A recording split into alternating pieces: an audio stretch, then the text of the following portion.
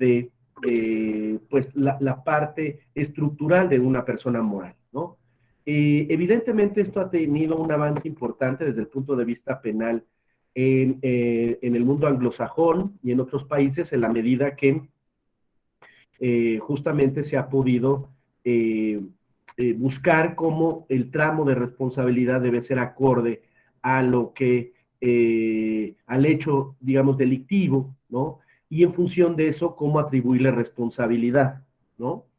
Eh, Veíamos pues que el principio de funcionalidad, muchísimas gracias Inés, si quieren le damos a los principios, le damos adelante por favor, un poquito más adelante, ahí, recuerden, veíamos, ahí está bien el principio de funcionalidad, decíamos que era una de las mejores formas o teorías, principios que podían ajustar la responsabilidad penal de las personas jurídicas, porque justamente enfatizaba en la estructura corporativa, ¿no? No se busca sancionar solamente al autor material, sino al representante o al que tenía las funciones de supervisión, dirección, inspección. Si es una empresa, por ejemplo, que produce aspectos que tienen que ver con el mundo farmacéutico y uno de los productos, alguna medicina, produce alguna enfermedad o produce la muerte, pues evidentemente el tramo de responsabilidad recaerá en quien supervisaba qué parte del tramo y del producto. Decíamos la clase pasada que justamente los modelos del compliance, que eran estos servicios que varios despachos de abogados justamente lo que hacían era justamente prevenir, ¿no? Aquí el elemento fundamental es prevenir ciertas conductas ilícitas haciendo un esquema de tutela, de protección de los diferentes aspectos que pudieran surgir de la responsabilidad penal, ¿no? Entonces veíamos justamente que era un modelo que buscaba, pues eso, ¿no? Encontrar la responsabilidad fundamentalmente a partir de una estructura de la persona moral. Y veíamos el siguiente también, el siguiente principio, le damos a la siguiente. El principio de identidad justamente buscaba identificar entre la persona jurídica y la persona física que lo representaba, es decir, que eran una especie de equiparación, se equiparan las identidades tanto de la persona física como de la persona moral para efectos de la responsabilidad penal. Y veíamos estos ejemplos, ¿no? Sobre este accidente en un ferrocarril y que como la causa de la muerte, pues que recaía en la empresa como tal. Pues lo que vamos a ver es un poco una visión más pragmática y un debate que está ahí. Algo quien se dedica a estos temas encuentra que hay una cierta disputa teórica entre estos dos elementos. Si bien ha permeado más la idea de la funcionalidad, si hay un poco un debate litigioso, un debate en lo jurisdiccional que no se ha acabado de definir del todo, cómo debe de entenderse el grado de responsabilidad de las personas morales, para luego trasladarnos al tema ya de los partidos políticos y hablar un poquito del tema del jus puniendi, hablar un poco desde el espectro del administrativo sancionador, para luego pasar a los dilemas y a los temas que tienen que ver con el ámbito penal. Vamos a repasar, le damos a la siguiente, hasta llegar al Código Nacional. Ahí, la anterior, sí. La anterior, ahí está, perfecto. Aquí hay un elemento importante que es la parte procesal. Vamos a empezar con la parte procesal para luego trasladarnos al tema sustantivo, pero quiero destacar esto, ¿no? El artículo 421 del Código Nacional de Procedimientos Penales habla del ejercicio de la acción penal. Y fíjense muy bien cómo dice esta parte. Las personas jurídicas serán penalmente responsables de los delitos cometidos a su nombre, por cuenta o en su beneficio, o a través de los medios que proporcionen.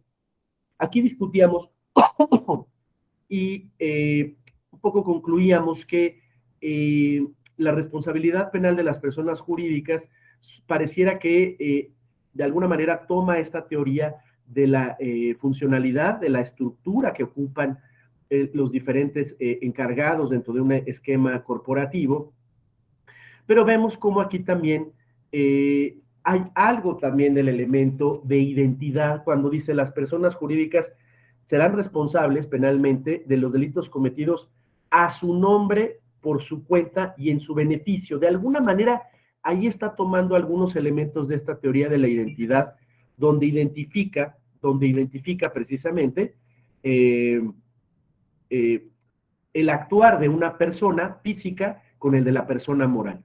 Pero también podemos decir, y este es un debate no acabado, definido, que eso es lo que me gustaría dejar aquí, que hay también quien diría que no, que básicamente la teoría que asume el Código Nacional de Procedimientos Penales es el relativo a que hay una distinción y que en todo caso el tramo de responsabilidad es a partir de la función que ocupen, cuando dice a través de los medios o aquellas proporciones cuando se haya determinado la inobservancia del debido control en la organización.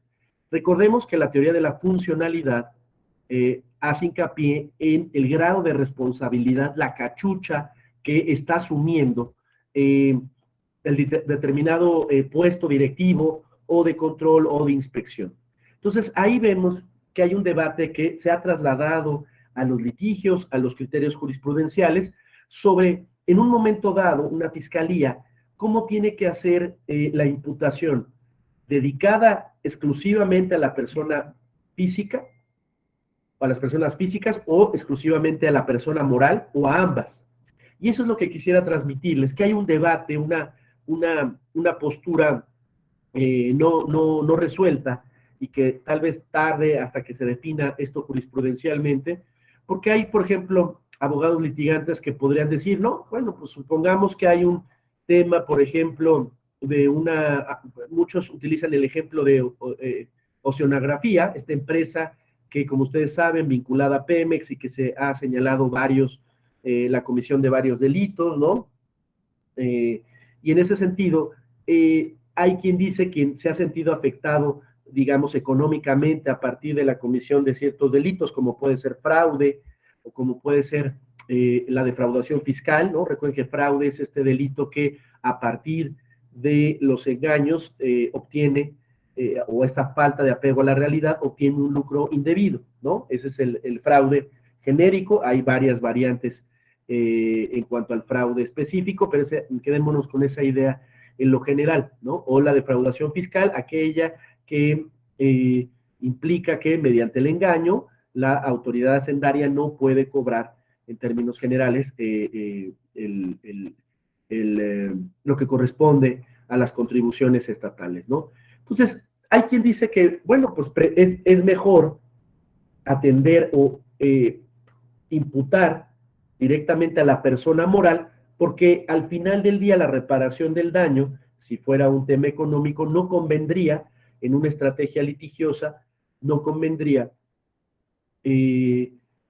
digamos, denunciar a las personas en lo individual, las personas físicas, sino a la persona moral para justamente tener esa reparación del daño, ¿no? Hay, por otro lado, un debate de otros abogados, sobre todo porque no hay mucha doctrina de esto, ya digamos en términos nacionales, que dirían, no, pues es que es imposible disasociar, ¿no? Y ahí es cuando cobra sentido esta segunda teoría de la identidad, donde pues es imposible disasociar a la persona moral de la persona física. La persona moral, y hasta lo dicen a manera de chiste, pues no puede ir la Coca-Cola ahí por la vida caminando en Reforma, sino siempre actúa por cuenta de un representante o de alguien, y que si se comete un delito, pues bueno, evidentemente hay personas físicas responsables. Dependiendo del caso, de los hechos en concreto, se podrá atribuir el grado de responsabilidad. Pero ahí están estas dos teorías que quiero destacar esto de manera importante. No hay una, digamos, comunión en la opinión de cómo entender y cuál es la teoría que nutre de manera importante cómo tomar el grado de responsabilidad. Y podemos hablar hasta de una tercera teoría, ¿no? En un primer lugar, la teoría de la funcionalidad, que le atribuye la responsabilidad penal a la persona jurídica, ¿no?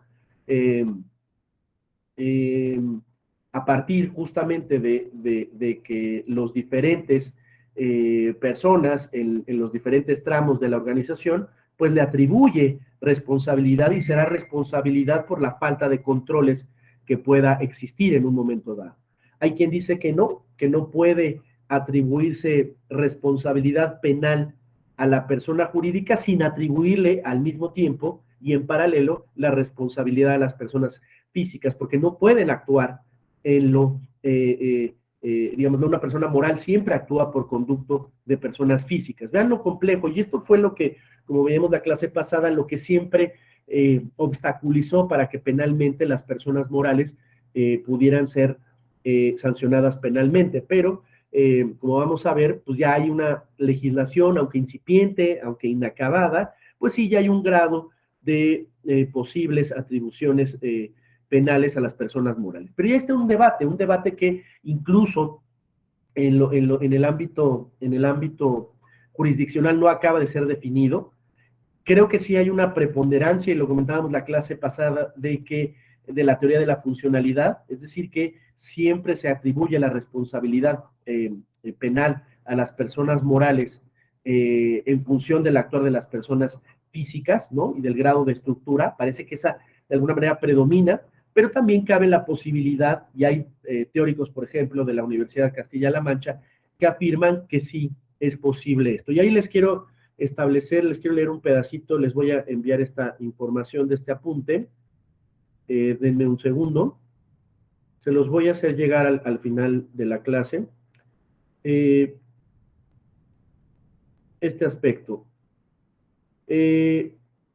Dice, las personas jurídicas actúan normalmente en el marco de los procesos judiciales, civiles, laborales, administrativos o incluso en los procesos penales como acusación, por lo que la novedad procesal que introduce la instauración de un sistema de responsabilidad penal de las personas jurídicas radica en su actuación en la parte pasiva, es decir, que sean el ente denunciado, ¿no? La importancia fundamental del acto de imputación, es decir, de atribuirle una responsabilidad penal, deriva de su relación con la adquisición de la condición de parte en el proceso, ¿no? Y la posibilidad de ejercer el derecho de defensa. Resulta evidente que el súbito derrumbamiento del principio, recuerden este principio que era el que impedía asumir o considerar a las personas jurídicas como penalmente responsables, el principio de societas delinquere non potest, es decir, que las personas morales no podrían ser sujetas a procesos penales, ha dejado obsoletas las definiciones de imputado como persona física viva, ya que el hecho de que las personas jurídicas puedan cometer delitos las convierte de forma automática en sujetos pasivos del proceso penal sin necesidad de un pronunciamiento legislativo expreso al respecto. Es decir, hay quien, a partir de esta teoría, y esto nos va a servir para explicar la eventual responsabilidad penal de los partidos políticos, ¿no? Esto es muy importante porque hay teóricos, ¿no? Que incluso, eh, eh, que incluso dirían que aunque no esté expresamente previsto en los códigos penales, debe de atribuirse, obviamente, si cumple con los principios de tipicidad. Esto es algo muy innovador, ¿no? Es algo, digamos, que sigue discutiéndose y que claramente es una posición minoritaria de la posición mayoritaria que sí implica la vinculación necesaria de la persona jurídica y la imputación también de las personas físicas. Vean qué interesante. Luego, la modificación de la regulación material implica también implícitamente un cambio en el concepto de imputado. Del Olmo, un autor, siguiendo a este autor y teniendo en cuenta la reforma penal operada en relación con la responsabilidad de las personas jurídicas, podemos definir al imputado como fundamentalmente la persona física o jurídica determinada a quien se le atribuye más o menos automática y más o menos la comisión de hechos punibles. En conclusión, es automática y irremediablemente que el imputado es, en términos generales, toda persona que se le impute un acto punible, ¿no? Entonces, ahí vemos que incluso, vean qué interesante, y este es el tema que les quiero aportar, que hay una discusión en el sentido que eventualmente las personas jurídicas, incluso sin una mención, si bien no es la posición predominante, a pesar de que no haya una mención en específico de esa imputabilidad por la comisión de un hecho delictivo, pues pudiera darse. Y esto lo vamos a ver justamente por una serie de aspectos. Repasemos nuevamente el 421. Dice otra parte, lo anterior con independencia de la responsabilidad penal que puedan incurrir sus representantes administradores de hecho o de derecho. Aquí, digamos, hay quien dice que ahí está separando claramente la responsabilidad física de la responsabilidad penal, ¿no? Perdón, de las personas morales de las personas físicas. Entonces ahí sigue estando el debate. Y vean cómo el mismo artículo permite decir que es inexorable la vinculación entre la persona física y la persona moral, las personas físicas y la persona moral, como también atribuirle la posibilidad de que no se puede denunciar penalmente por separado a la persona moral sin las personas físicas, porque son las personas físicas las que cometen el acto o el hecho delictivo, ¿no? Y vean más adelante que dice, el Ministerio Público podrá ejercer la acción penal en contra de las personas jurídicas, con excepción de las instituciones estatales. Esto lo subrayo para que luego analicemos el tema de los partidos políticos, independientemente de la acción penal que pudiera ejercerse contra las personas físicas. Ahí nuevamente está separando, ¿no? La persona física de la moral, ¿no? Entonces, hay quien dice que justamente esa posibilidad de imputar a una persona jurídica es independiente de las personas físicas y que por esa razón, independientemente, puede iniciarse exclusivamente una imputación a una persona moral. Y subrayo aquí, con excepción de las instituciones estatales. Alguien podrá decir, bueno, pues quiero denunciar penalmente al IMSS o al ISSSTE, pues este artículo excluye a las instituciones estatales. Habrá que preguntarnos, los partidos políticos, ¿qué noción tienen? ¿Entran en la función de instituciones estatales? Tienen una condición de interés público. ¿Cuál es la condición? Y aquí les pregunto, ¿cuál es la condición de los partidos políticos? ¿Son instituciones estatales? ¿Son asociaciones de particulares? ¿Qué son los partidos políticos? ¿Qué se les ocurre?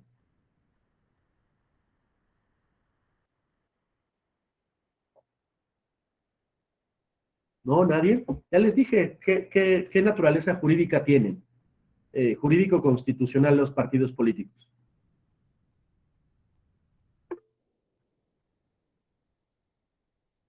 Ah, muy bien, Krishna, pero si quieres a lo mejor tomar el micrófono, ojalá puedas.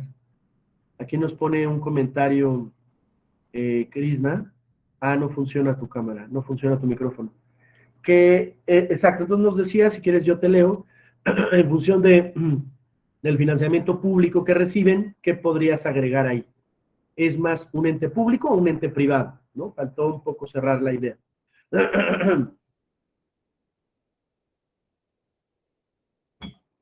Considerarlo público. Entonces, bajo esta perspectiva, Krishna, y alguien más que también quiera participar, ¿se consideraría una institución estatal y por lo tanto excluida de la acción penal?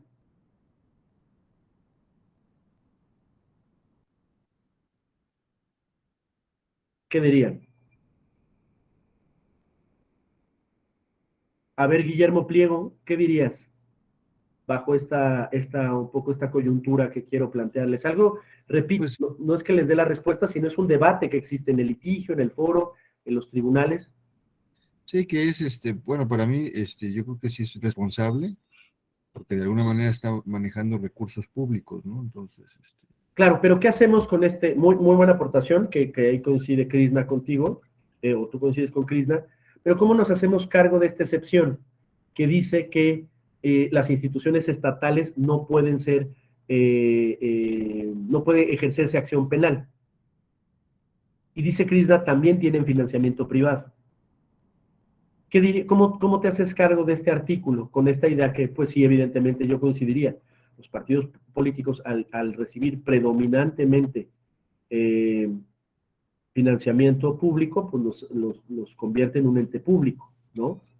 pues se Eh, les puede sancionar, ¿no? Se les puede sancionar o cancelar algo ahí del sí, partido, ¿no? bueno, pero eso es sobre todo desde el punto de vista administrativo, como veremos, ¿no? Pero ¿cómo nos hacemos cargo de esto? Porque dice, el Ministerio Público puede ejercer acción penal en contra de personas jurídicas, está ahí muy bien, con excepción de las instituciones estatales. Consideraríamos al partido, la pregunta es esta, ¿consideraríamos a un partido político institución estatal por este carácter público del financiamiento que ustedes dicen? Y si fuera así, por lo tanto, lo excluimos de la responsabilidad penal. A ver, si quieres, vamos con Naún Morelos. Adelante, Naún. Hola, ¿qué tal? ¿Se me escucha? Ahí te escuchamos, perfecto. Perfecto. Yo no consideraría a los partidos políticos como instituciones estatales. Más bien creo que esa parte del texto está encaminado a la administración pública, tanto estatal, municipal, bueno, en sus 3 órdenes de gobierno. Ok. Porque, pues como bien lo comentaban compañeros, si bien recibe financiamiento público, también recibe financiamiento privado, y eso lo excluiría de todas estas instituciones que son administradas o hacen sus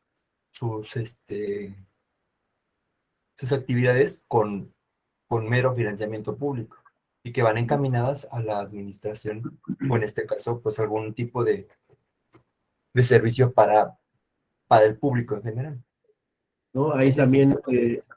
no, bien, buena participación aún. Ahí Carlos Osuna decía algo similar, que hay que distinguir entre una institución estatal, que es propiamente el gobierno, y los partidos políticos. Es decir, ahí esto es también un poco para reflexionar. Los partidos políticos, si bien son de interés público, no necesariamente son el gobierno. Incluso se ha dicho que tiene una posición intermedia, ¿no? Noemí, adelante.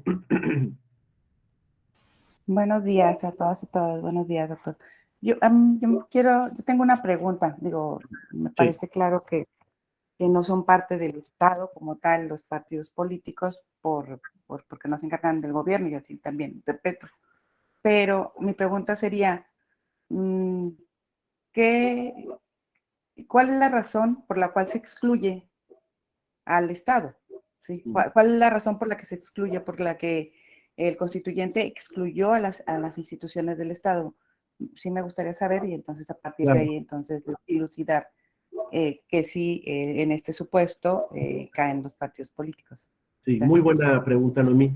Yo lo que creo es que, o bueno, lo que dicen los doctrinarios, la razón de esto, hay poco, hay que decir que hay poco descrito en este tema, y hay pocos casos donde se lleve una imputación penal, una imputación a personas jurídicas.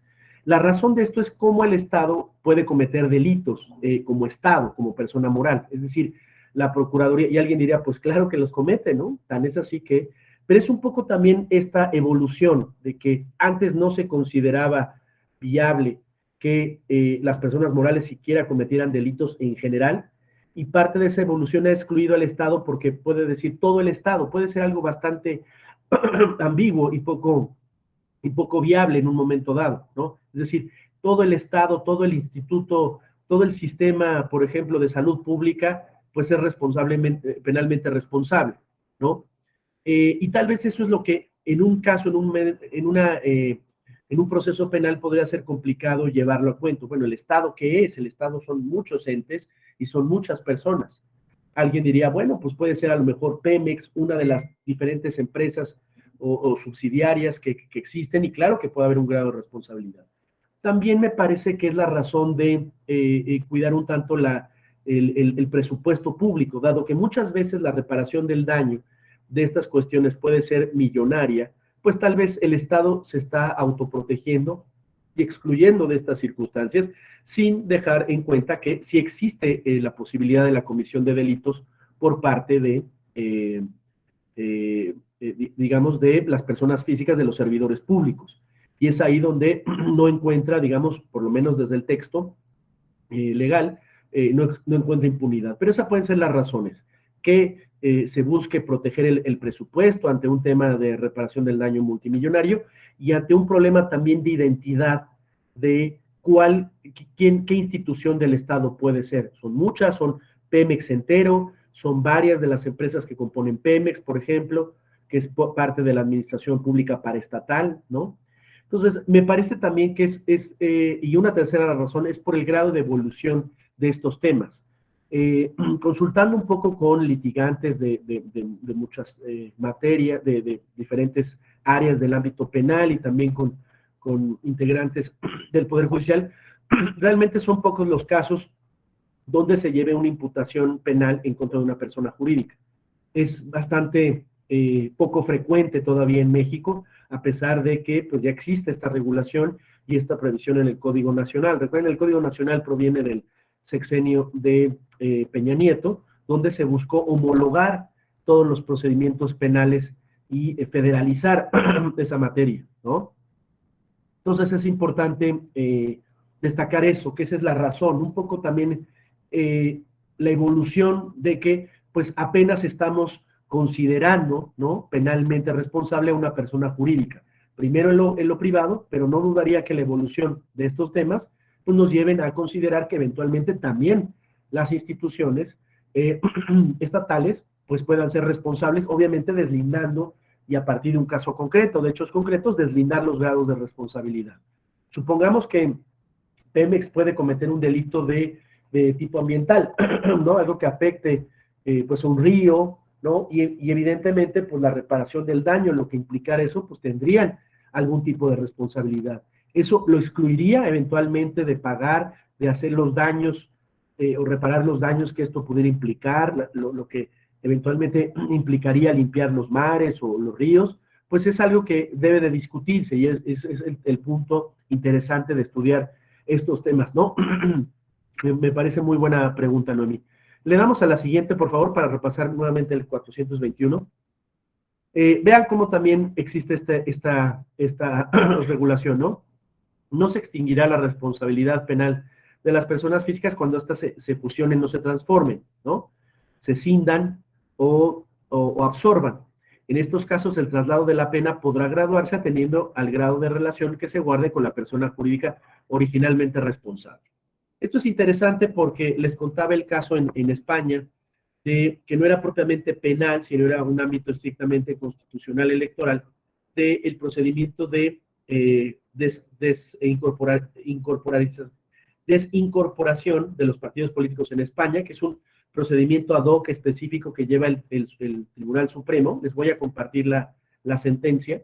Y justamente una de las cosas que tiene que ver con esta parte de este artículo es que, por ejemplo, en ese caso eran los partidos vinculados a la ETA, Batasuna, Euskal Herria-Rock y otro partido político eran los que habían evolucionado, habían cambiado, como el PRI cambió del Partido de la Revolución Mexicana al Partido de la Revolución Nacional y luego posteriormente al PRI, pues al final seguía siendo el mismo partido que se había transformado.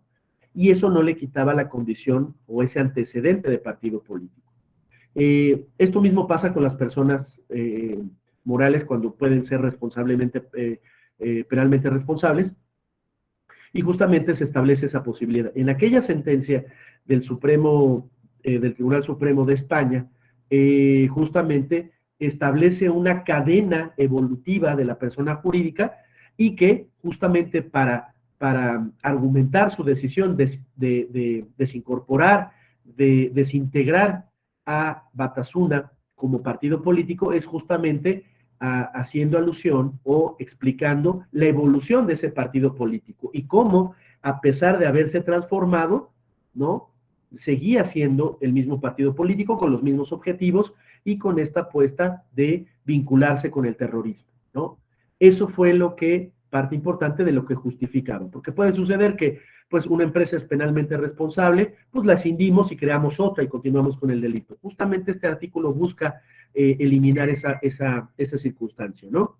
Dice más adelante, la responsabilidad penal de la persona jurídica tampoco se extinguirá mediante su disolución aparente, cuando continúe su actividad económica y se mantenga la identidad sustancial de clientes, proveedores, empleados o la parte relevante de todos ellos. Es lo mismo, ¿no? Puede que a lo mejor desaparezca, ¿no?, formalmente, pero continúa existiendo. Bueno, pues ahí justamente para efectos penales tendrá relevancia esta situación. Dice más adelante, las causas de exclusión del delito o de extinción de la acción penal que pudieran concurrir con alguna de las personas físicas involucradas, aquí habla de esa posibilidad, ¿no?, de cómo acudir, si conjuntamente o individualmente, con las personas físicas.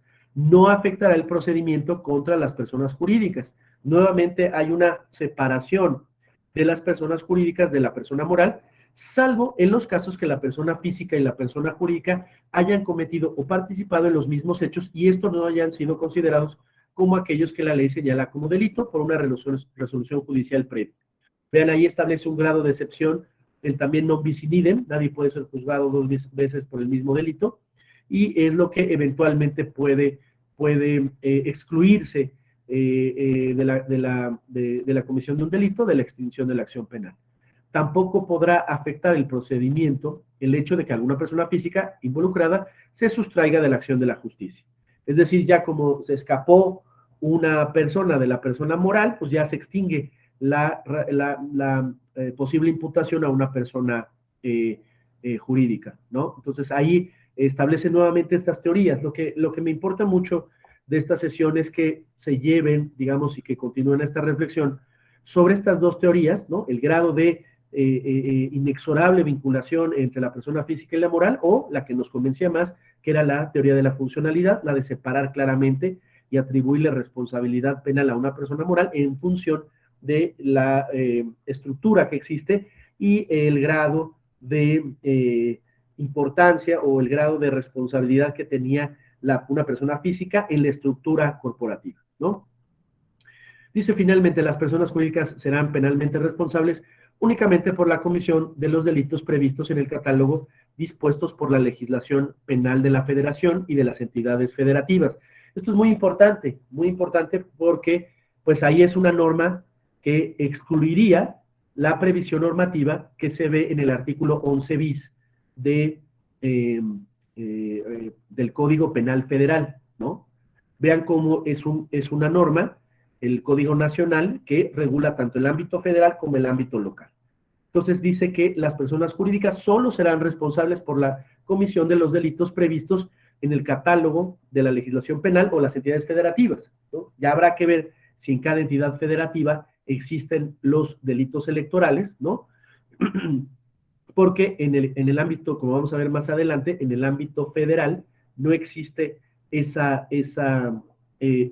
existe una previsión, un cajón del sastre que abre la posibilidad de que exista otras previsiones normativas, ¿no? Ahora le damos a la siguiente. Por ejemplo, aquí hay un ejemplo, un típico delito, esto es un ejemplo simplemente, un típico delito donde normalmente se le puede vincular a una persona moral es el delito de fraude, ¿no? Decíamos, el delito de fraude es aquel mediante el engaño a uno o aprovechándose del error, es decir, esta falta de apreciación de la realidad, en que se hace ilícitamente de alguna cosa o alcanza un lucro indebido, ¿no? Es aquel que mediante de un engaño, ¿no? O el error de una persona se aprovecha y obtiene un lucro indebido o se hace de alguna cosa. Y ahí establecen las penas delictivas, ¿no?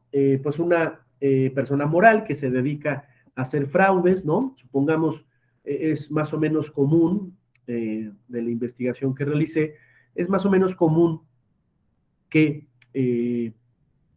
por ejemplo, estos holdings que se establecen y le hablan a uno, oiga, pásame tus datos porque hablo de Bancomer o de Banamex o de Banorte y te acabas de ganar una promoción y estamos limpiando nuestros procesos financieros, pásanos tus cuentas, obtienen los datos y hacen compras o hacen un fraude, ¿no? Entonces, ahí claramente y se incurre en el delito de fraude, que aprovechando, este es fraude genérico, hay que recordar que hay delitos de fraude en específico, se aprovecha del engaño, ¿no? Para hacerse de un lucro indebido, en este caso, de un dinero. Sí, Noemí, adelante. Leyendo el texto del artículo 386, diría yo que hay candidatos que cometen el delito de fraude, ¿no? Sí. Que alcanzan de manera indebida, o sea, engañan y obtienen un lucro a través de ese engaño al no cumplir con sus promesas de campaña. Sí, bueno, no sé si... Una vez que gane. Claro. Habrá que ver aquí, no sé si sea un delito eso como tal. Evidentemente, pues cuántos candidatos no incumplen con lo que dicen, ¿no? Alguien dirá, bueno, pues hicieron de una candidatura a partir del engaño. Pero no sé si penalmente esto alcanzara para ese tipo de casos, de ejemplo, me da la impresión de que no, ¿no?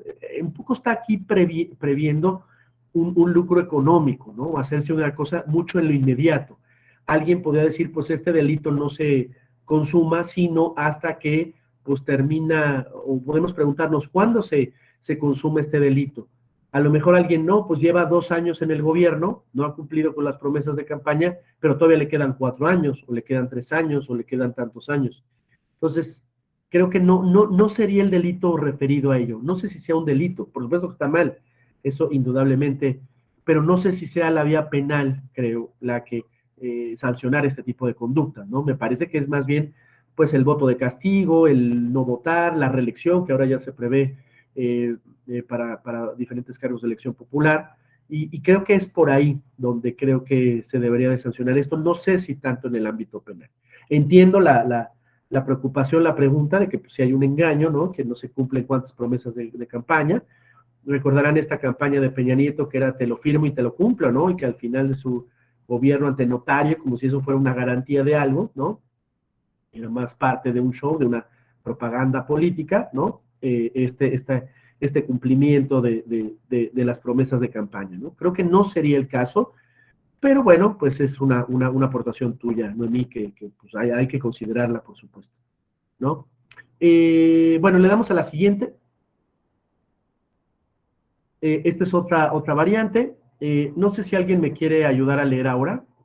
388. A ver, Noemí, no sé si me ayudas a leer, por favor. Sí, claro. Artículo 388.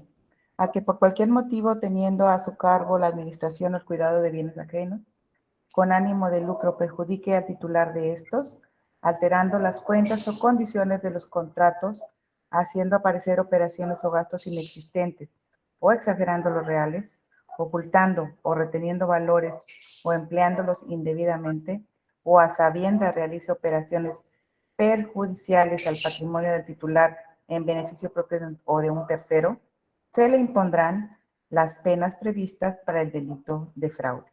Aquí vemos cómo es otra variante, ¿no? Que pues en una empresa, por ejemplo, Kavak, ¿no? Le pide renta a una bodega y esta bodega, ¿no? Cambia las condiciones o vende los coches que les dejó en resguardo esta empresa Kavak, ¿no?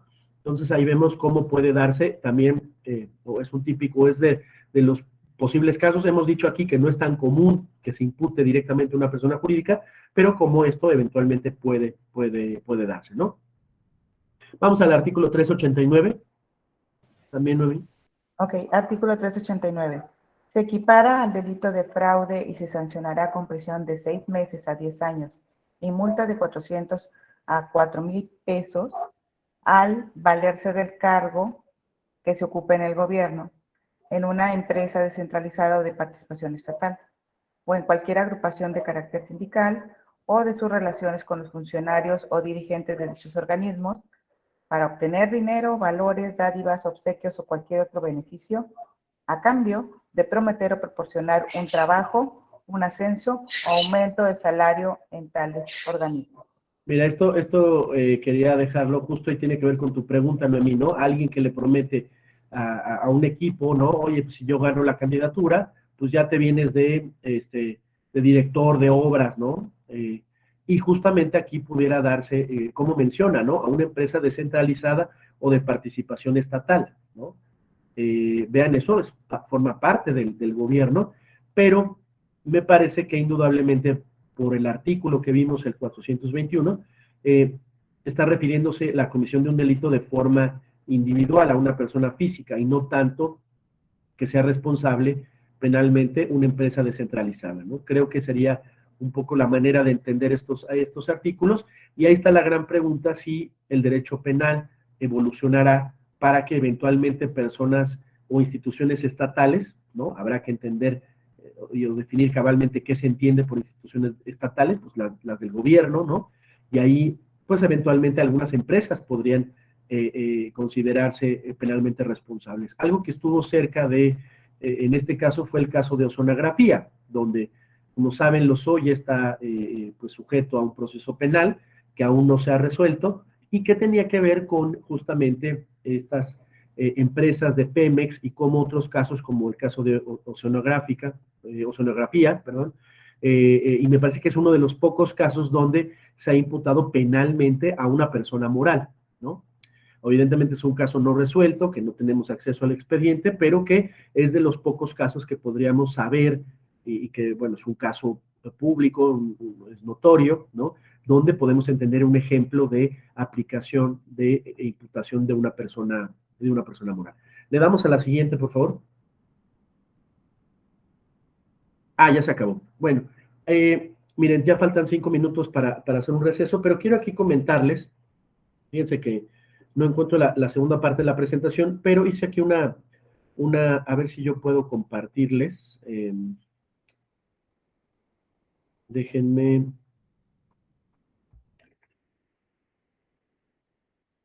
A ver si puedo compartir toda tu pantalla. Sí, a ver, toda.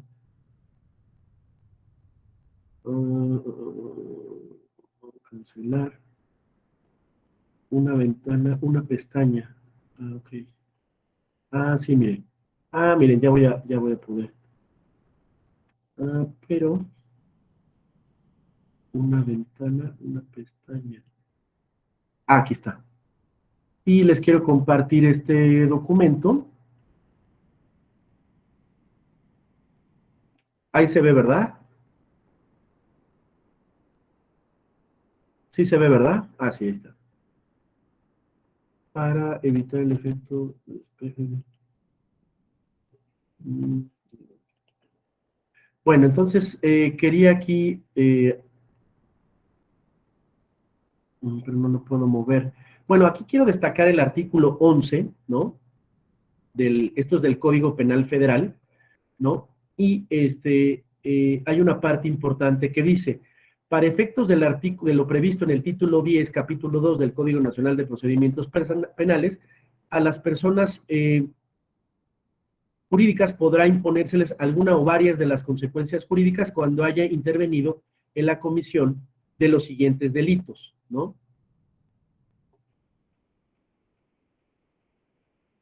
Y justamente, bueno, antes, es que no me, como que me tengo que salir de la pantalla para verlo. Entonces, aquí lo que quiero destacar es que es el propio Código Penal Federal que establece los alcances de cómo procesar a las personas morales. Recuerden, el Código Nacional de Procedimientos Penales es el código adjetivo, ¿no? Es el código procedimental que está unificado, se decidió que fuera un mismo cuerpo de ley para todo el país, ¿no? Y en todo caso, el Código Penal Federal solo se refiere a la parte sustantiva, a cuáles son los delitos que se consideran como tales y que son sujetos a ese ámbito. Pero quiero destacar del artículo 11, vean cómo nuevamente podemos discutir sobre esta teoría, sobre el principio de funcionalidad o el principio de identidad. Cuando algún miembro o representante de persona jurídica o de una sociedad, corporación o empresa de cualquier clase, con excepción de las instituciones del Estado, nuevamente vean la excepción, comete un delito con los medios que para tal objeto las mismas entidades le proporcionen, de modo que resulte cometido a nombre o bajo el amparo de la representación social o en beneficio de ella, el juez podrá, en los casos exclusivamente especificados en la ley, vean esto muy importante, exclusivamente especificados por la ley, decretar la sentencia, la suspensión de la agrupación o disolución, ¿no? Cuando lo estime necesario para la seguridad pública. Vean cómo ahí le da una facultad al juez penal para suspender o incluso hacer una disolución de esa persona moral. Y aquí viene esa parte, es una forma taxativa, cuáles delitos, ¿no? Pueden establecerse, ¿no? Entonces vamos a ver algunos para dar en unos 2 o 3 minutos, dar paso al receso, ¿no? Y ahí tenemos, por ejemplo, los delitos de terrorismo, uso ilícito de instalaciones destinadas al tránsito aéreo, delitos contra la salud, ¿no? Corrupción de menores de 18 años, ¿no? O que no tenga la capacidad para comprender el significado del hecho, tráfico de influencia, cohecho, y ahí viene la relación específica, falsificación y alteración de la moneda, cohecho, como ya dije, contra el consumo y de las riquezas nacionales, tráfico de menores que no tienen capacidad para comprender el significado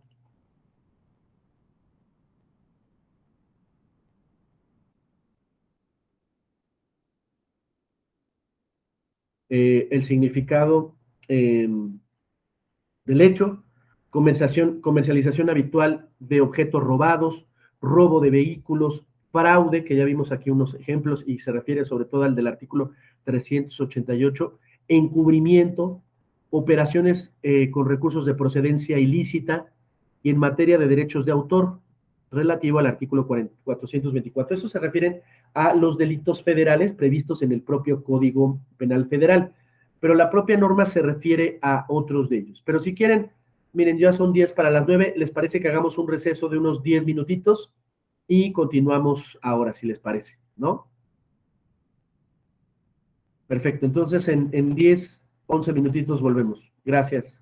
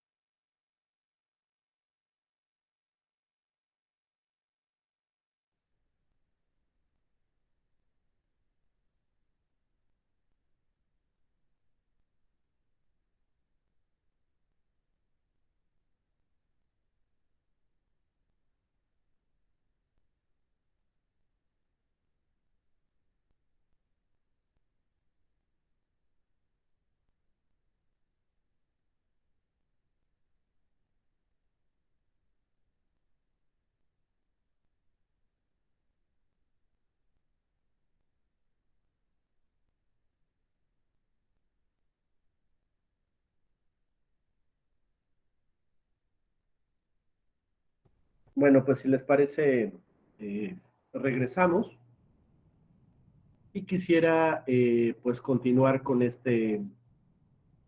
que estábamos revisando, ¿no? Entonces, bueno, recuerden que el Código Nacional de Procedimientos Penales prevé un procedimiento para imputar, para llevar a las personas morales a un proceso penal.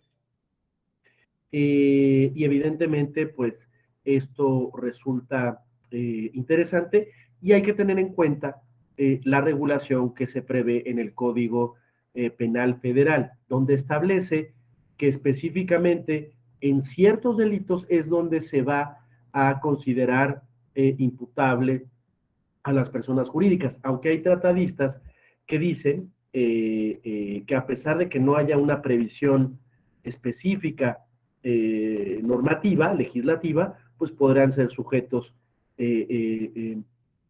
a un proceso penal, ¿no? Da la impresión que la idea predominante, eso sobre todo autores españoles, pero también acorde a la regulación, parecería que es en números cerrados, ¿no? Es decir, son ciertos delitos donde las personas morales pueden ser procesadas, excluyendo, como ya hemos revisado, a las personas físicas. Quería aquí mostrarles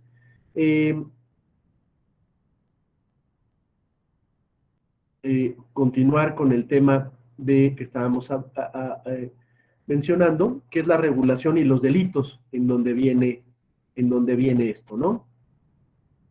Tenemos pues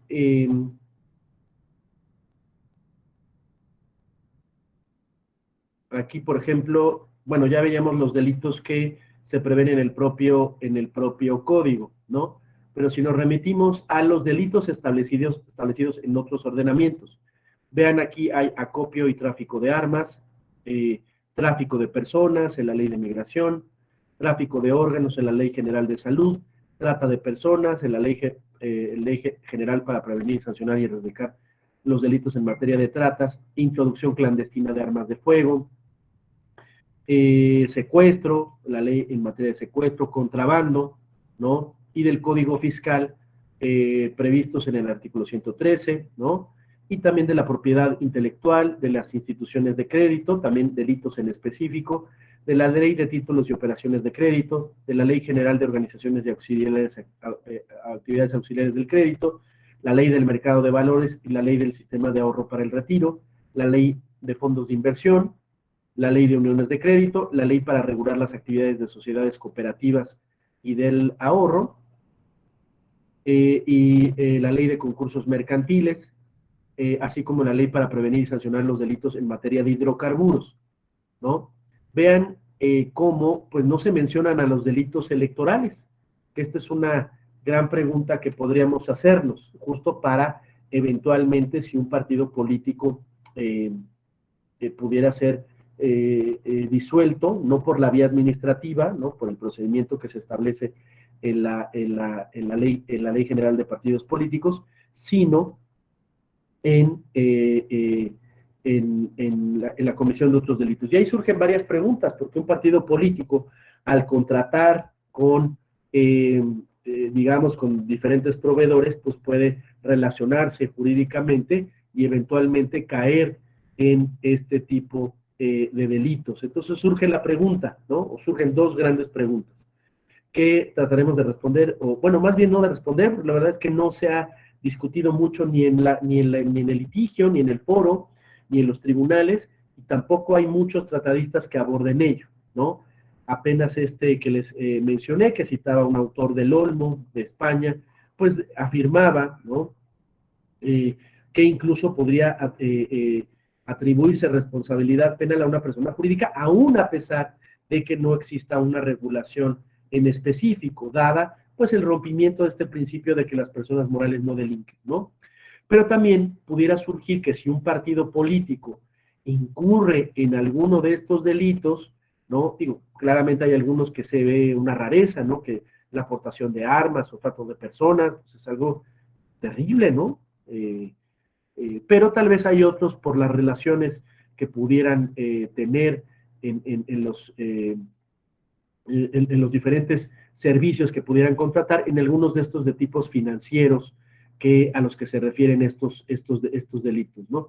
Pero lo importante aquí, para ir un poco recapitulando y un poco sentando los planteamientos de esto que se vuelve innovador y que está, digamos, en ciernes, ¿no? Que se está discutiendo el grado de responsabilidad penal, pues justamente el Código Penal Federal establece ciertos delitos, ¿no? Determinados delitos donde las personas morales van a ser posiblemente imputadas o sujetas a un proceso penal. Entonces son estos delitos como tal y escapan los delitos propiamente electorales. Pero hay otra previsión, déjenme acudir a ella. Híjole, no la puse, pero hay una previsión que dice, hay un cajón del sastre donde dice justamente que, miren, me voy al código en específico. Déjenme compartirles aquí una ventana.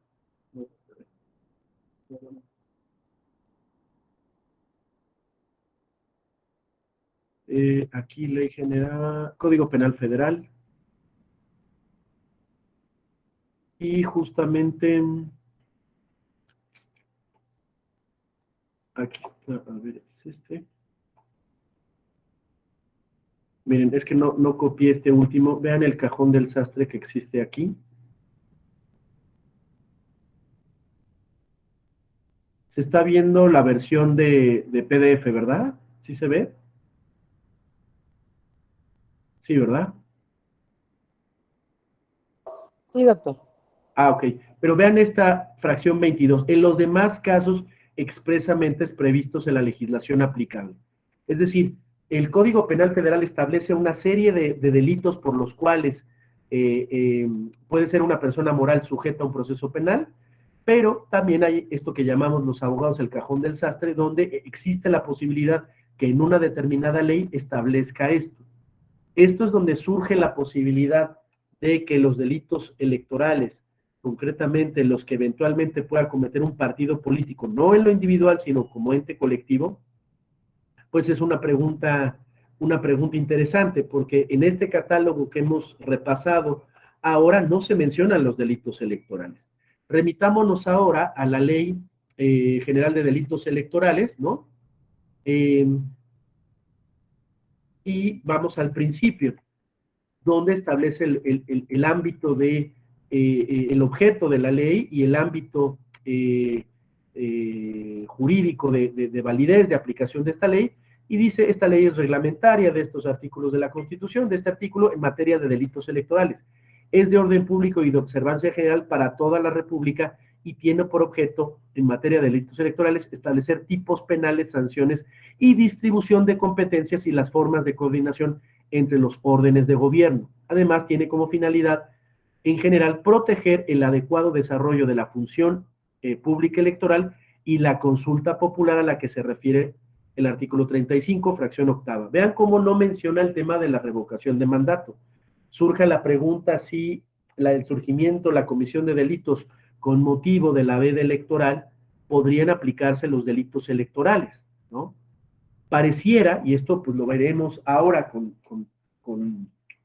lo que viene dentro de la revocación de mandato, que pareciera que no está incluida el tema de la revocación de mandato, pero, o alguien podría decir que pues, es parte de la función pública electoral el desarrollo de la revocación de mandato, pero el tema es que pues no menciona específicamente a la consulta popular, pero no menciona a la revocación de mandato. Entonces es una pregunta interesante, pero vean cómo ahí establece esta circunstancia, ¿no?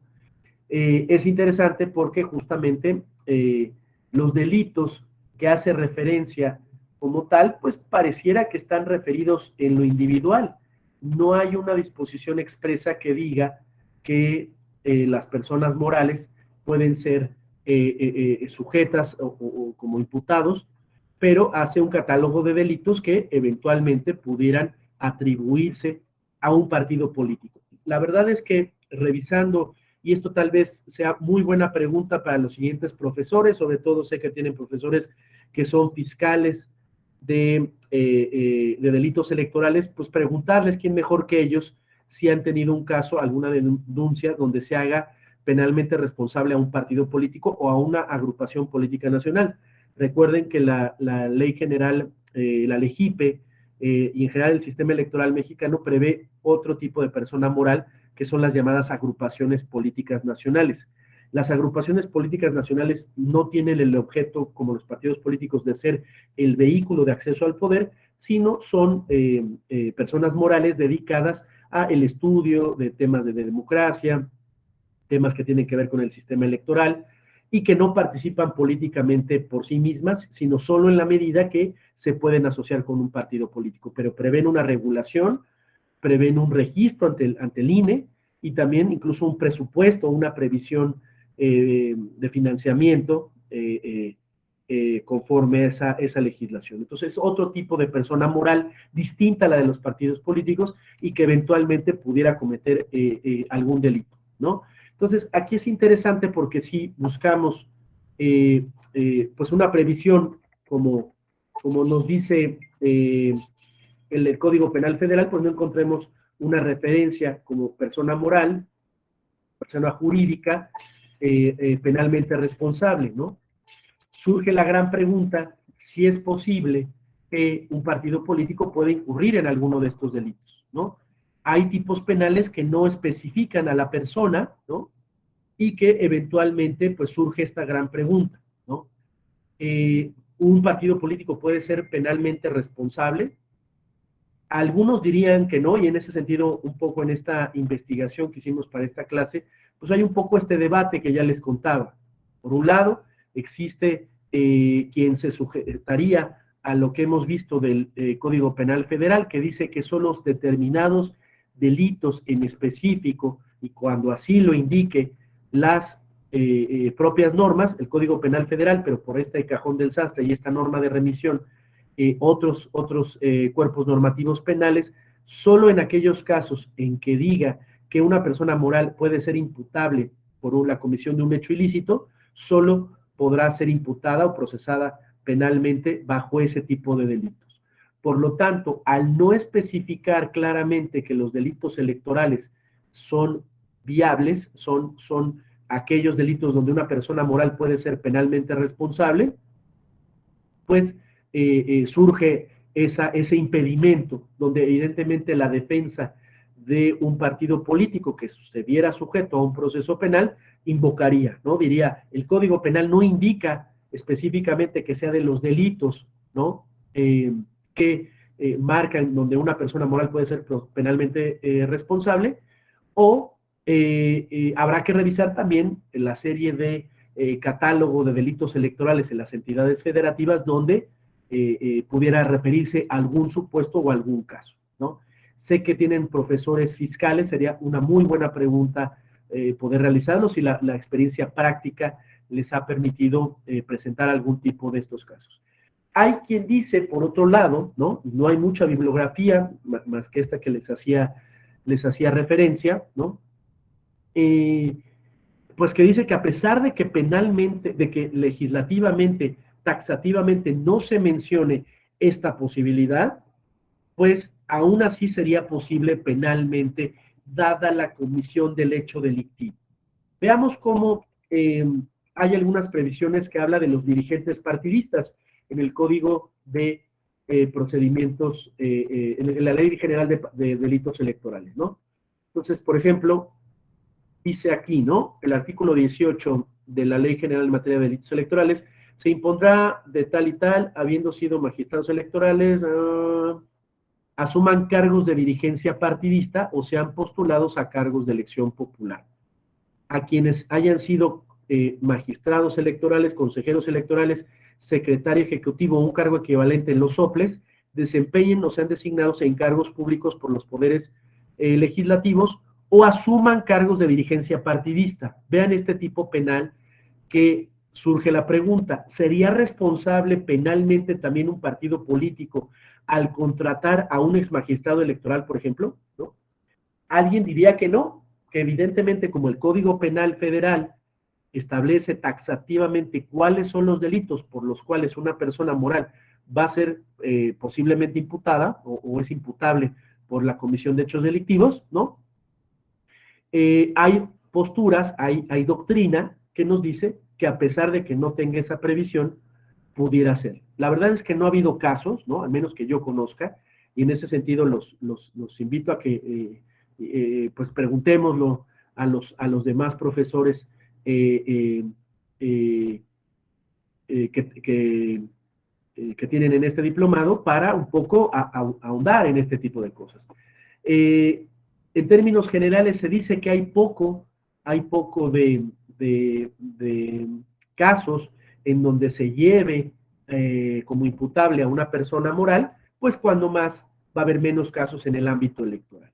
Entonces yo un poco más que resolverles estos temas, más que resolver, no se ve, pensé que se veía, se quedó ahí en la, déjenme,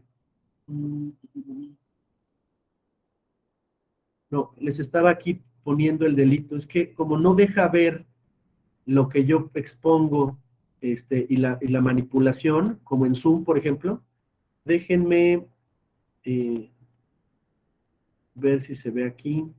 No. Sí, adelante, Francisco.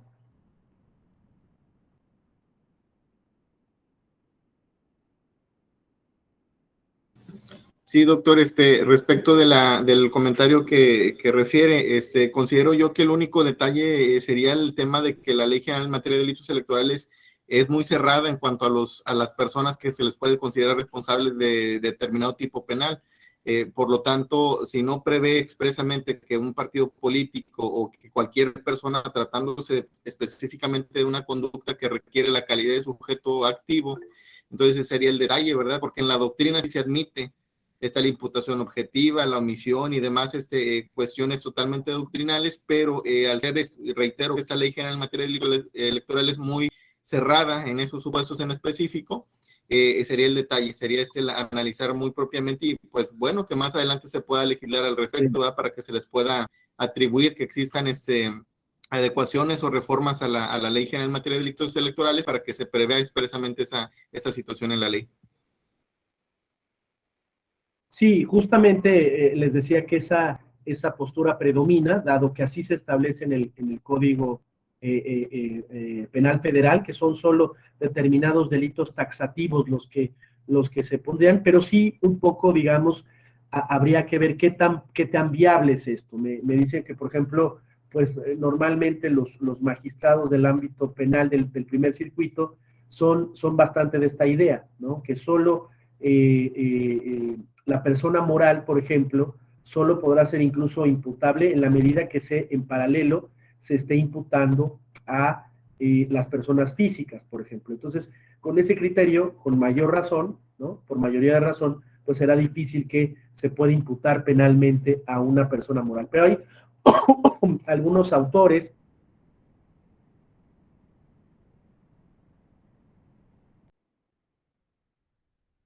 pudiera un poco ampliar esta idea. Evidentemente que para mayor claridad, pues alguna reforma legislativa ampliaría este tema. Pero vean, este artículo es el que les mencioné hace poco, que se impondrán de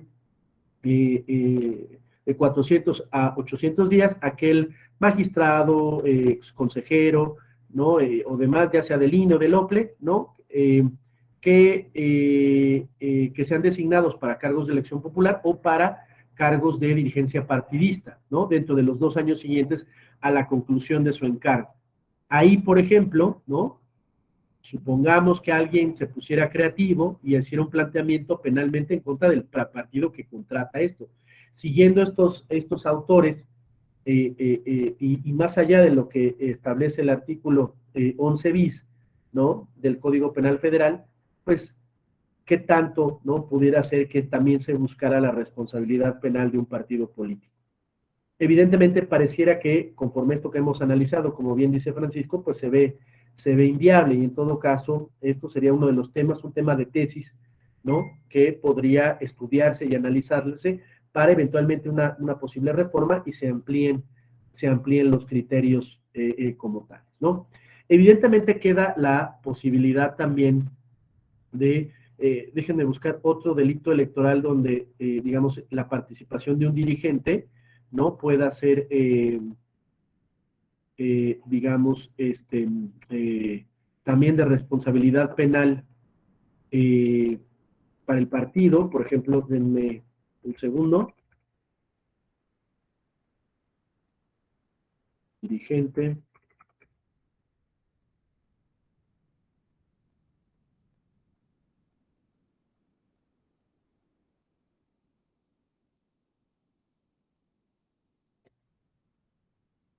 Por ejemplo, los temas de, ustedes saben, la última reforma en materia de delitos electorales son aquellos delitos en materia de violencia política o de género contra las mujeres, ¿no? Supongamos que una dirigencia partidista pues restringiera o anulara, ¿no? Anulara determinados derechos. Pues evidentemente ahí en concreto pues se referiría a la comisión de ese delito por parte de una persona física, integrante de ese partido. Pero ¿qué tanto podría vincularse la responsabilidad de esa persona moral? Porque fue, digamos, una cuestión estructural, algo que impidió ejercer estos delitos, que son, aparte, conductas bastante prolijas, ¿no? Hay un detalle importante en la manera de cómo puede ejercerse violencia política contra las mujeres y que eventualmente exista ese grado de responsabilidad.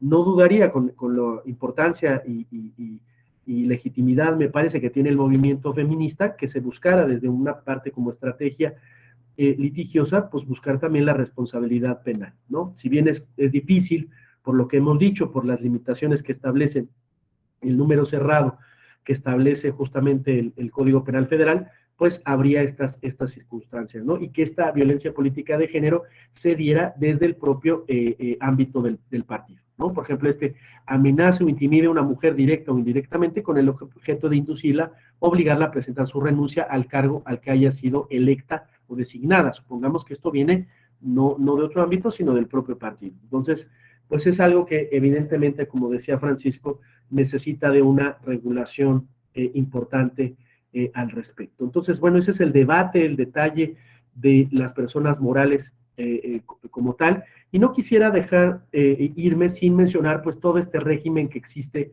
por ejemplo, en materia del ámbito administrativo, de cómo puede disolverse o cómo le llamamos en México la pérdida del registro del partido político. Para ello hay que remitirnos a la Ley General de Partidos Políticos, ¿no? Déjenme ahora aquí compartirles, ¿no? Y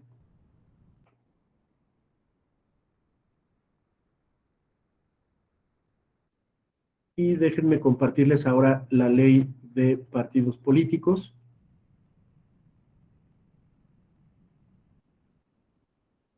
Vean cómo tenemos aquí,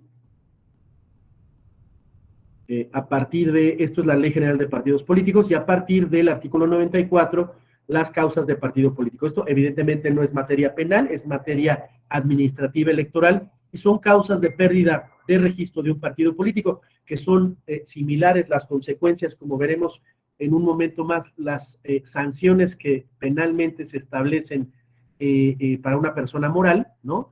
En materia administrativa electoral, el artículo 94 establece las causas de pérdida de un partido político. Por un lado, es no participar en un proceso electoral ordinario, que esto es poco previsible, ¿no? Pues si un partido político obtiene el registro, pues va a competir. Esto que yo recuerde, nunca ha sucedido. Siempre que obtiene un partido político, pues compite y puede que pierda, que no alcance el siguiente punto, que es la barrera legal.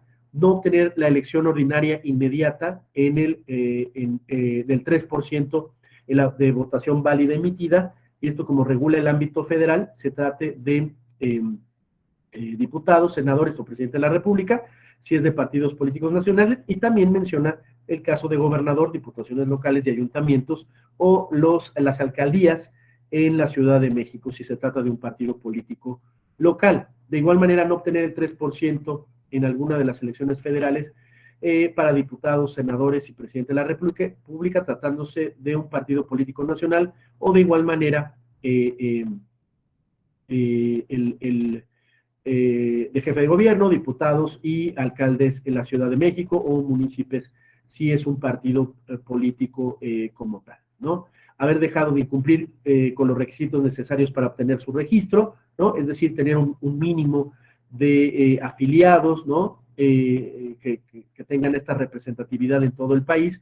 Esta es la que pues ha sido y la que fue sometida, recordarán, el Partido Verde, el inciso E, incumplir de manera grave y sistemática a juicio del Consejo General las obligaciones que señala la normatividad electoral. Recordar en este caso del Verde ecologista, donde incluso se invocaron casos como el que les menciono de la pérdida del partido, del registro como partido de Batasuna, Euskal Herratirrok bueno, y estos partidos vinculados a la ETA. Bueno, pues se sometió al Partido Verde, recordarán en aquel proceso electoral donde hizo una campaña muy fuerte, donde utilizando el padrón electoral, entre otras cosas, mandaba pues mochilas y determinadas obsequios, ¿no? A quienes formaban parte de ese padrón electoral, ¿no? Y pues eso se consideró una violación sistemática porque lo hizo estratégicamente, y esto actualizaba los delitos de, entre otras cosas, de compra de votos, pero también el equivalente de los ilícitos administrativos que se encuentran en la LEGIPE, en la Ley General de Instituciones y Procedimientos Electorales. Ese fue uno de los puntos que se llevó a juicio, y al final se resuelve que no pierde el registro del partido político, ¿no? El Partido Verde. Recordarán que también hubo acciones como esto de transmitirse en los cines, cuando ya había habido una resolución de la Sala Superior donde le criticaba que en periodo de veda pues hiciera estas campañas publicitarias de propaganda política, ¿no? Entonces este fue el primer caso, el único, donde se lleva a juicio y donde estuvo un partido político muy cerca de perderlo por esta vía, ¿no? Por esta vía de la pérdida de partido, de registro de partido político, distinta de la de no alcanzar la barrera legal del 3%, ¿no?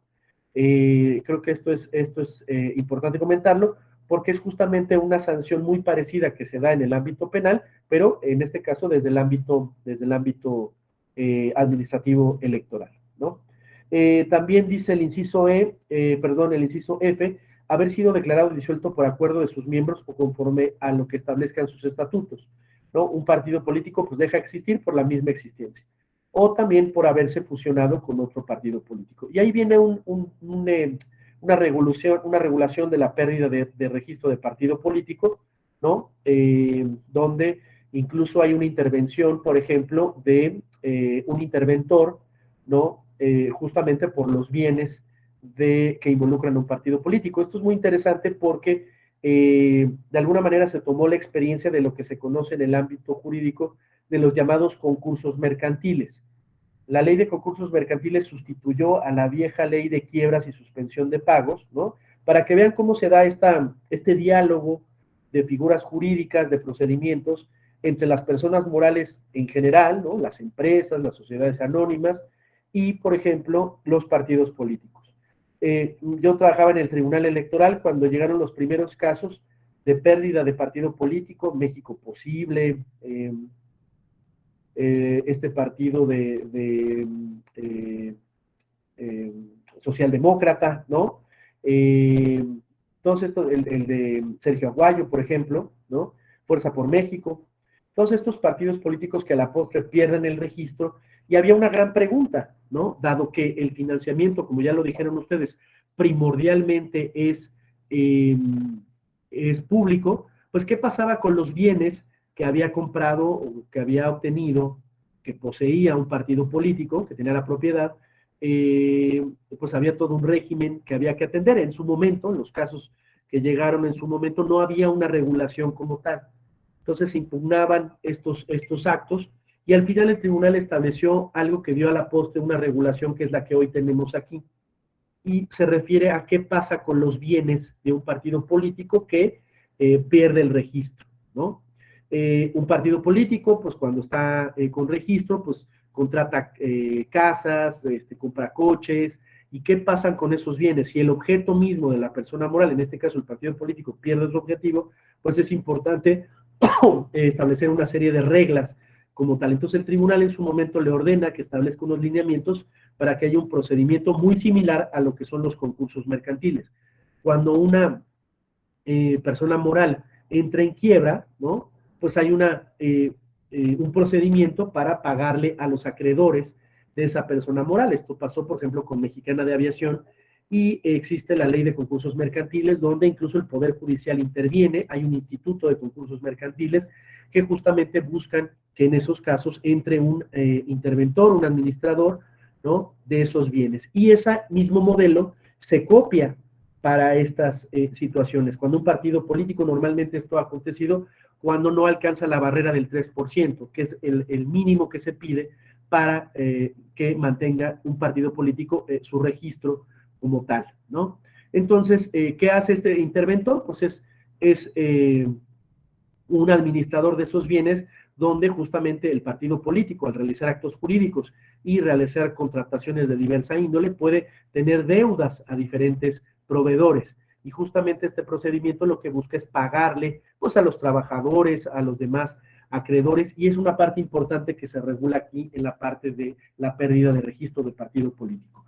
Cuando se regule específicamente, o en un momento dado, en un juez creativo que dijera que cabe la posibilidad jurisprudencialmente de llevar a cabo, procesar e imputar penalmente a un partido político bajo estas doctrinas que hemos leído, que si bien no pareciera ser la posición reinante o el criterio predominante, pues, y que la sanción, como hemos visto, el juez puede establecer la disolución de una persona moral. Supongamos, en este caso hipotético, que fuera así el de un partido político, pues indudablemente entraría la figura de un interventor para poder disolver en un momento dado, o para en un momento dado hacer los pagos correspondientes de las deudas que asumiera. Como vean, esta clase pretende ser integral y pretende, digamos, buscar todas esas diferentes maneras de ver este fenómeno, y justamente lo que se busca es qué consecuencias o qué otras partes de esta regulación quisiera hacerse. Si ustedes van a hacer un trabajo de esto, no sé cómo se les va a calificar al final, pero me parece que una gran área de oportunidad es hacer un estudio sobre qué implicaría una regulación, una previsión taxativa de que las personas morales, ¿no?, eventualmente puedan ser responsables por delitos electorales, y en esa cuota de regulación eventualmente integrar también a los partidos políticos.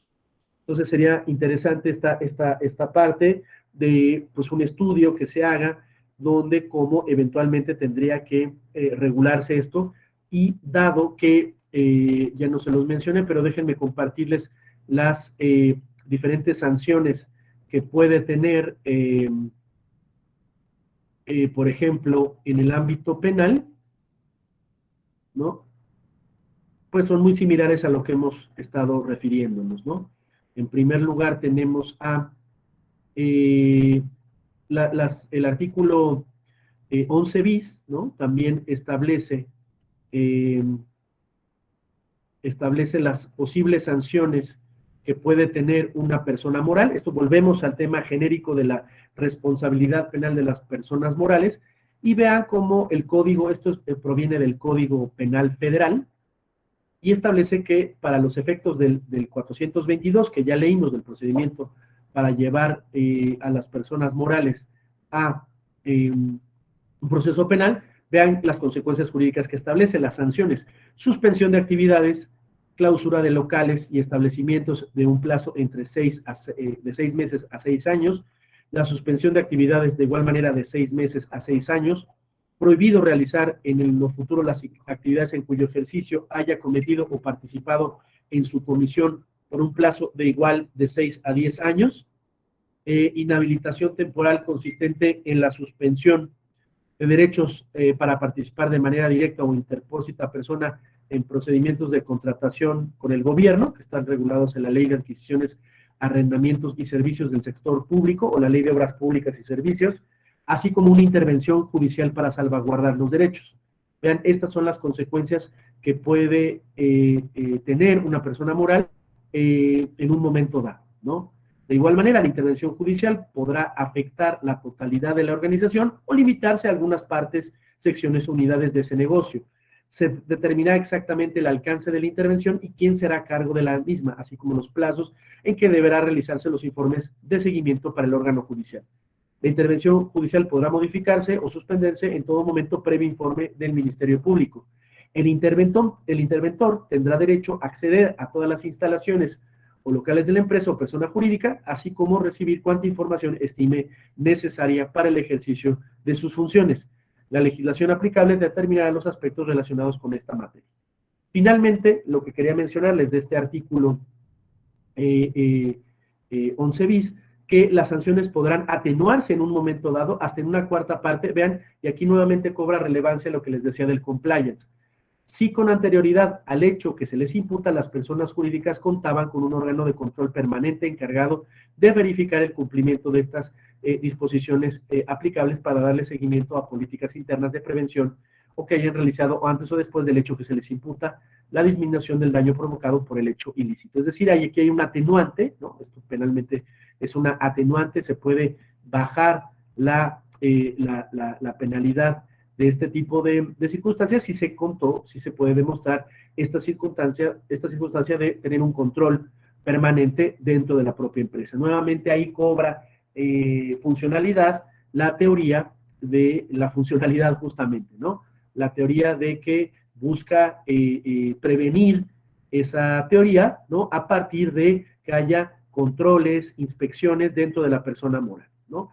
Por ejemplo, en muchas instituciones financieras, ¿no? En las llamadas también startups, ¿no? Que son estas maneras de hacer transacciones financieras por medio de las apps. Ya no hay una oficina como tal, pero hay aplicaciones donde uno puede hacer sus transferencias como tal. Todo esto del Bitcoin, pues, que son personas morales detrás de ello, pues justamente buscan prevenir ese tipo de conflictos que pueda haber, y eso eventualmente puede ser un atenuante. Aquí ya muy rápidamente, ya casi como para perfilarnos al final y dejar un espacio de preguntas y respuestas, pues aquí hay unos delitos donde se da cuenta de la importancia del representante de una persona moral. Por ejemplo, está el capítulo 1, esto dentro del Código Penal Federal, sobre los casos, el delito de desobediencia y resistencia de particulares.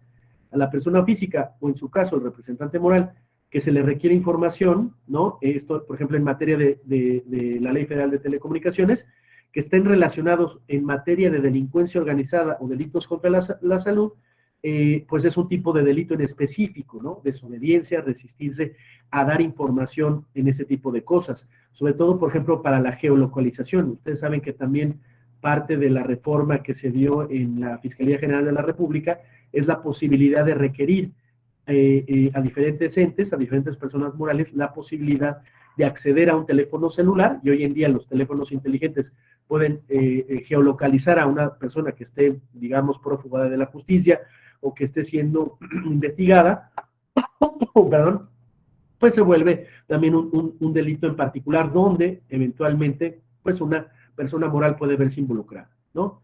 De igual manera, ese artículo establece varios aspectos en ese mismo sentido.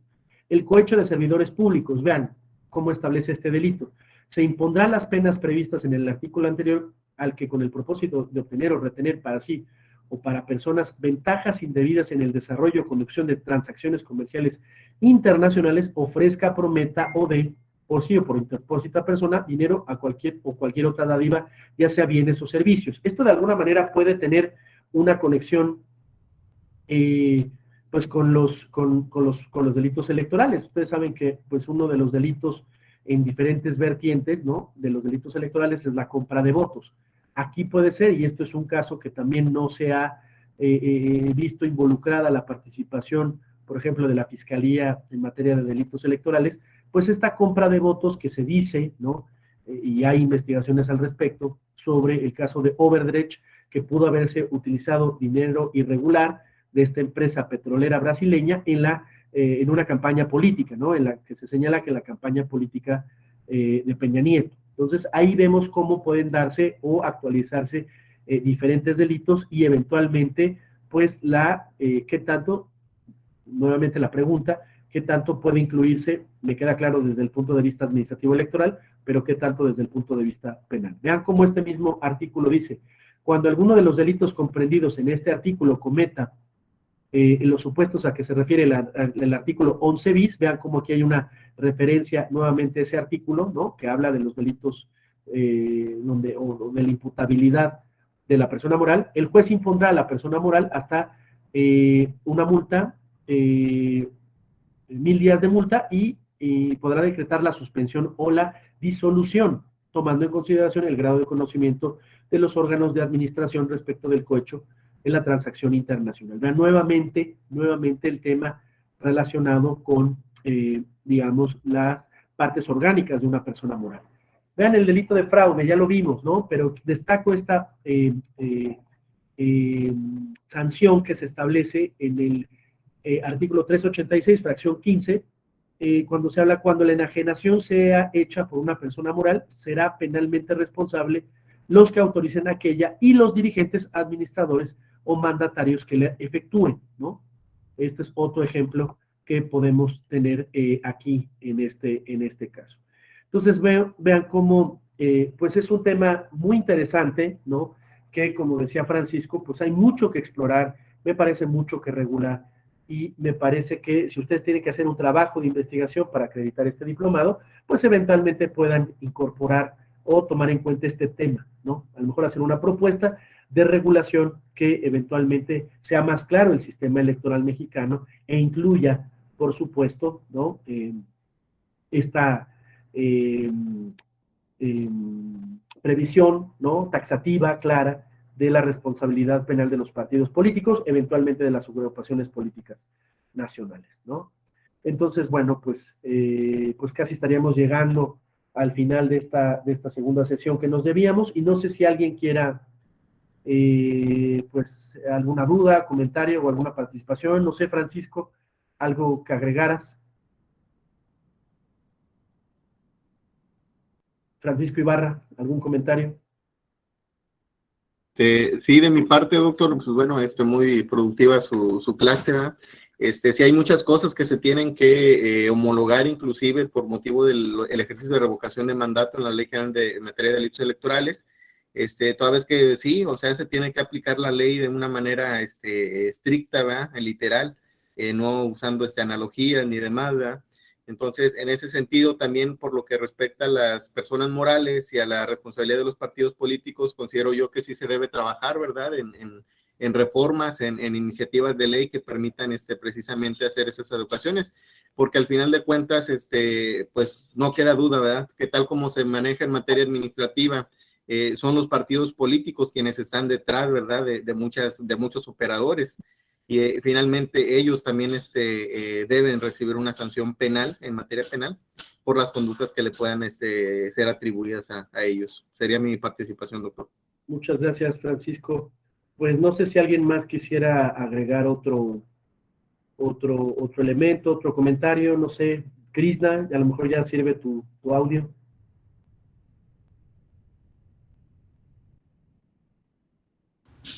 A ver, ¿me escuchan? Ah, sí, ya, déjalo.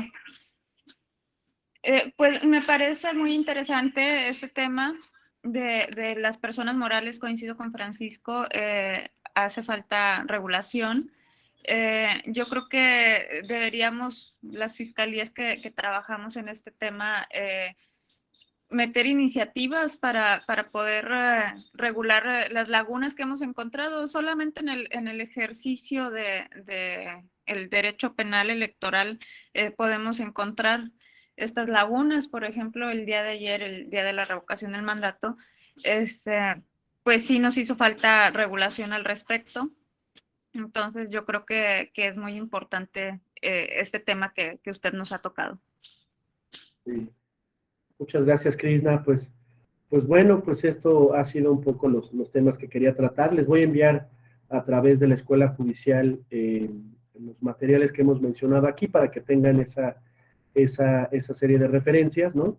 Y pues bueno, si no hubiera ningún comentario, ninguna otra pregunta, pues yo creo que hasta aquí la dejamos, ¿no? Muchas gracias, Guillermo. Bueno, pues yo creo que nos despedimos y pues agradezco la invitación a la Escuela Judicial y pues seguimos viéndonos, ¿no? Por supuesto. Bueno, pues que tengan muy buenas vacaciones y pues bueno, los que puedan, ¿no? Pues ya están trabajando, no dejamos de trabajar, pero bueno, pues que estén muy bien, nos despedimos. Hasta luego.